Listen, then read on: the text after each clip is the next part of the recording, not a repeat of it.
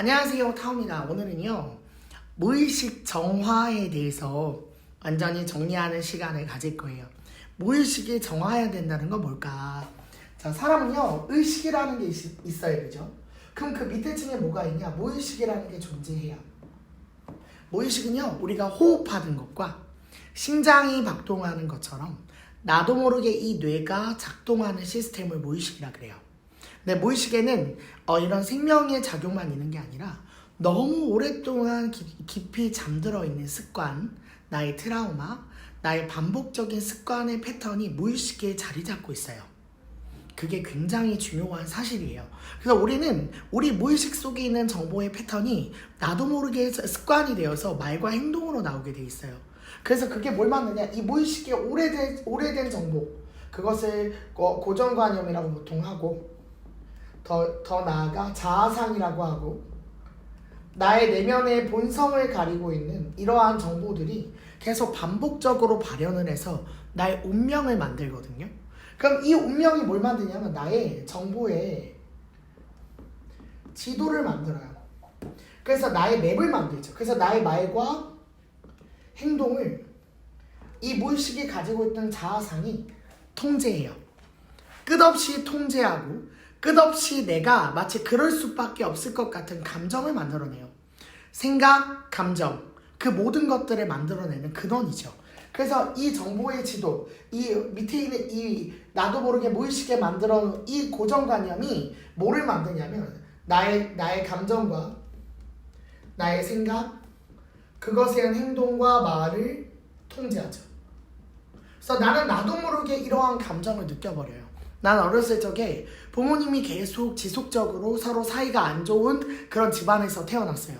난 무의식적으로 어떤 정보를 많이 들었냐면 두 분이서 헤어질 것 같은 분위기를 많이 들었고 그 속에서 나는 늘 내 개인이 해석하기에는 나는 늘 소외되었고 버려질 것 같은 느낌을 늘 가지고 있었어요.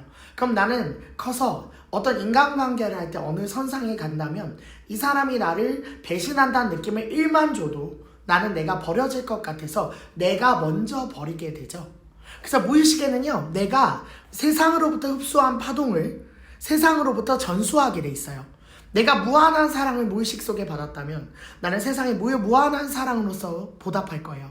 나는 내가 무의식 속에 너무나 많은 폭력과 그 언어적인 폭력을 당했다면 나도 모르게 그 누군가에게 똑같은 에너지 파동을 전수할 거예요. 어쩌면 우리의 몸은요, 이 몸처럼 보이지만 99.9%가 텅 빈 공간 아니겠습니까? 에너지의 파동 자체거든요. 그 에너지의 파동이 작동하는 이 세계 속에서는 나의 에너지가 세상 속에 어떠한 파동과 주파수가 맞아서 전율하냐는 무의식이 결정한다 그래도 과언은 아니죠. 우리는 우리의 파동 덩어리는 우리가 만들어 놓은 정보와 기억 속에 딱 매여서 그 기억과 정보가 만들어내는 그 파동 속에 완전히 매여 있는 거죠. 그래서 우리는 나도 모르게 그러한 에너지의 파동과 입자를 날리기 때문에 같은 현상을 창조해요. 버림당할 것 같은 사람 반드시 버리게 되고요, 먼저. 그래서 늘 나는 친구가 있든 없든 주위에 사람이 있든 없든 늘 혼자 같은 느낌을 창조하죠. 맞습니까? 내가 만들어놓은 나의 통제 드라마는 무의식 속에 작동하면서 끝없이 나의 인생을 통제해요. 그럼 제가 질문은 그럼 이것을 어떻게 하면 개선할 수 있습니까? 그 순서를 알려드리겠습니다. 지금부터 무의식 정화의 순서입니다.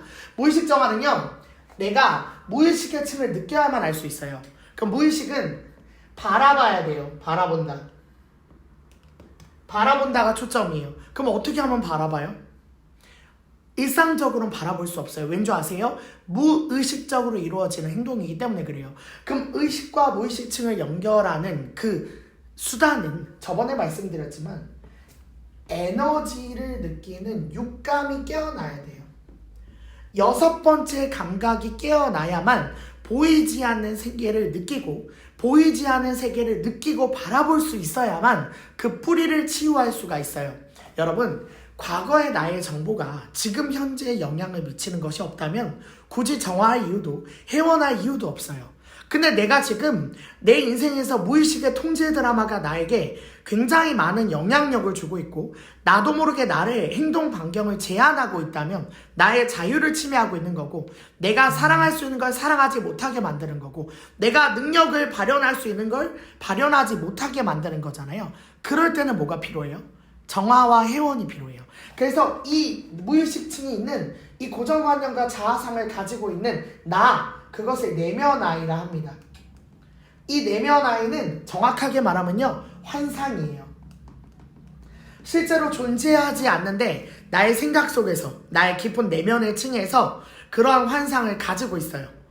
그래서 인간은요, 상상할 수 있기 때문에 내면아이도 존재하는 거예요.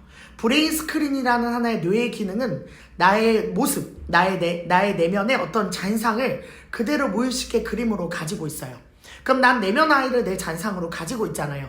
그럼 내면아이가 문제가 되는 거는 단순히 기억이 문제가 아니라 그때 그 아이가 겪었던 참상, 아이가 겪었던 공포나 두려움, 수치심이 내 내면의 깊숙한 곳에 에너지로 자리 잡고 있어서 그 에너지가 나도 모르게 이 일생을 살아가는데 불현듯 갑자기 불쑥불쑥 튀어나오는 것이 문제가 되는 거예요. 맞습니까? 그럼 뭘 해야 되냐면 이 내면아이의 환상을 자리 잡고 있는 건 결국에 이 정보와 에너지가 붙어 있는 거예요. 맞습니까? 그럼 이 에너지를 해결해야만 해요. 그럼 그 순서를 알려드릴게요. 잘 들어보셔야 됩니다. 첫 번째, 내면아이가 가지고 있는 에너지를 해결해야 돼요. 그러려면은 예시를 들어드릴게요. 내가 만약에 나는 누군가의 말을 늘 거절을 못해요. 늘 거절하지 못하는 게 나의 문제예요. 나는 거절을 못한다. 근데 거절 못하는 사람들의 특징이 뭐냐면 거절을 마음껏 하면 어떻게 되냐는 거죠. 거절을 마음껏 하면 내가 어떻게 될 것 같냐? 사람들이 더 이상 나를 좋아하지 않을 것 같아요. 그래서 거절하지 못해서 사람들 말을 들어주면서 그들의 욕구를 만족시키는 거예요. 그래야만 될 것 같아요. 그럼 거절하지 못하는 사람은 거절한다면 나는 인생이 끝날 것 같아서 이 두 가지를 조절해내지를 못해요. 그럼 이 사람은 왜 이렇게 사람들한테 사랑받는 것, 인정받는 것에 집착하냐는 거예요. 근데 명상을 쫙 해보면 내가 왜 이렇게 집착하는지를 알게 돼요. 내가 어렸을 때 뭐 예를 들면은 못생긴 사람이라는 엄청난 깨달음이 10세 이전에 일어났구나라는 깨달음이 있어요. 근데 그때 그 장면은요, 내가 지금 마치 1시간 전, 10분 전의 이야기처럼 생생하게 남아있어요. 내가 겪었던 수치심, 내가 내 생존의 뇌가 겪었던 엄청난 충격은 내 뇌에서 잔상에 남아 트라우마가 돼서 당시 이미지, 소리, 그림, 냄새까지 정확하게 구현하게 돼 있습니다. 그래서 나는요, 한 번 상처를 받았으면요, 계속 지속적으로 그 상처를 불러일으켜요. 끊임없이 나는 나 자신에게 상처를 줘요. 10,000번, 20,000번, 30,000번. 내 인생에서 나는 외상이 내상보다 더 낫다라고 하잖아요. 밖의 치료는 치료하면 그걸로 끝나는 거예요. 내상은요, 한 번 만들어진 트라우마는 그게 자아상이 되어서 끊임없이 그 사건 이후로도 그 사람이 그런 게 아닌데 비슷한 상황만 되면 같은 상처를 계속 반복시켜요. 여러분, 외로움이나 초조함, 그런 감정이 미치는 영향력은요, 담배를 몇 갑 피는 것과 같이 건강에 굉장히 해롭습니다. 그 두 번째는요, 그러한 감정이 일어날 때마다 나는 나의 인생의 가치를 굉장히 쪼그라들게 만든 게 있어요. 건강에서 더 차원으로 넘어가면 가치의 문제예요. 나는 어떤 가치관을 가졌냐는 거예요. 내가 어렸을 때 너무 돈이 없어 가난했어요. 그럼 나의 가치 중심은 뭐가 돼요? 내가 가난이라는 한을 해결하는데 되잖아요. 그럼 내가 가난이라는 한을 해결하면 그 결핍감이 사라지냐고요. 그렇지가 못해요.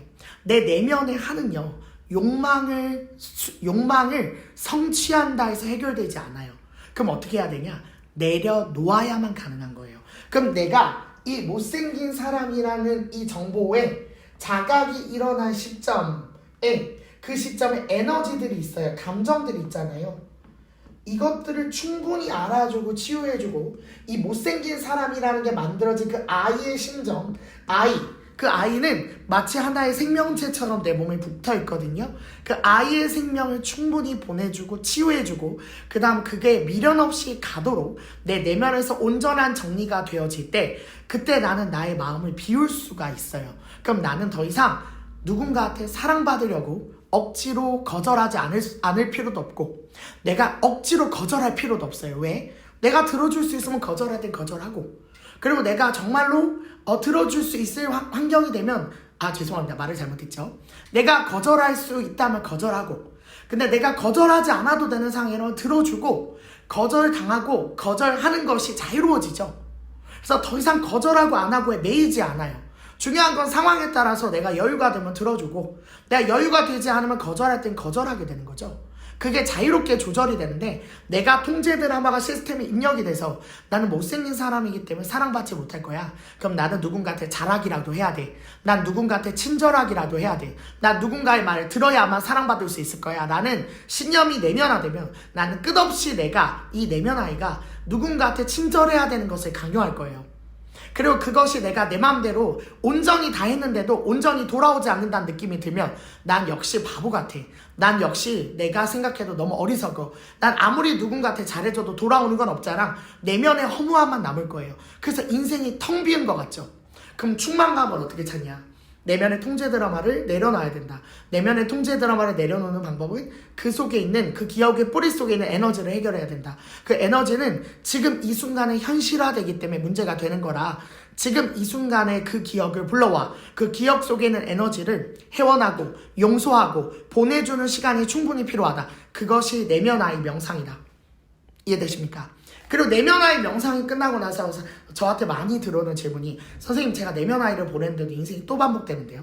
그 이유가 뭐냐면 다 비웠잖아요.